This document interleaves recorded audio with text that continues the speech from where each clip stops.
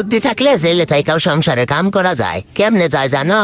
আমার বাপে আমার চিঠি লেখা কয়, বাবা আমি এবার খুব অসুস্থ, জমিতে আলু লাগাইতে পারবো না, তুমি জেলে থেকে আসলে লাগাইও। তখন আমি আবার চিঠি লিখছি, আব্বা তুমি জমিতে কিছু কইরো না, ওই জমিতে আমি বন্দুক লুকায় রাখছি। সেই চিঠি আব্বার কাছে যাওয়ার আগে পুলিশে পইরা পুরা জমি খুইরা বন্দুক খুঁজে পায় নাই। তখন আব্বারে চিঠি লিখলাম, জেলে থাইকা এর থেকে বেশি কিছু করতে পারলাম না, এবার তুমি নিশ্চিন্তে আলু লাগাও।